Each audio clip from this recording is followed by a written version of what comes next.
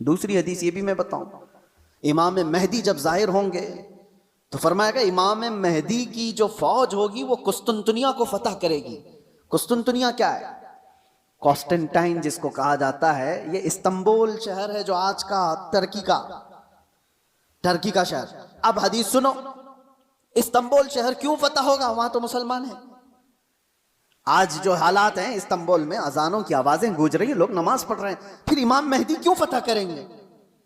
लगता इससे भी यह है कि यह भी शहर मुसलमानों का नहीं होगा उस वक्त, ये भी ईसाई और यहूदियों के हाथ में जा चुका होगा और इमाम मेहदी के ज़माने में उसको फतह किया जाएगा।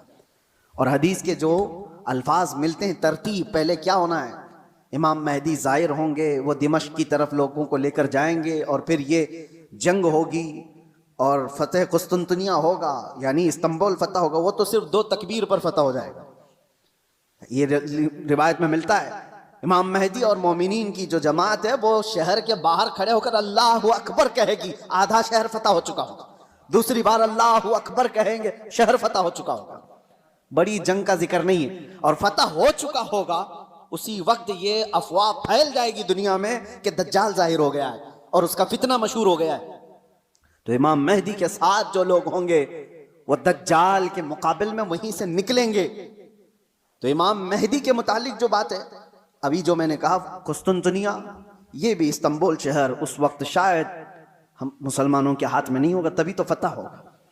और तीसरी एक खास बात, जो बात मैंने छेड़ा था, हुजूर फरमाते हैं जो मुजाहिदीन उस आखिर ज़माने की जंग में शरीक होने वाले हैं, हुजूर फरमाते हैं अल्लाह ने उन पर आग को हराम फरमा दिया।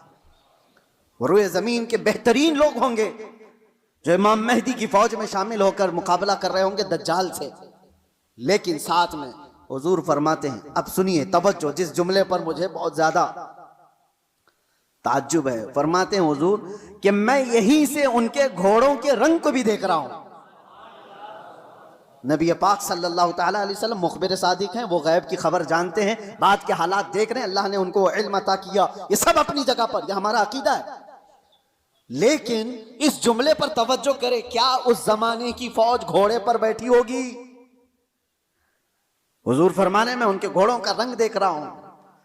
तो इसी हदीस से मुझे यह कहना पड़ा शायद दुनिया जहां से शुरू हुई थी वहीं से वापस आ जाएगी। दौर ऐसा आ जाएगा कि जहां से दुनिया शुरू हुई थी वो घोड़सवारी थी, सवारियां थी। लड़ाई के दौर भी तलवारों के थे, नेज़े और भाले के थे, मिसाइल और ये सारे जेट तैयारे नहीं थे।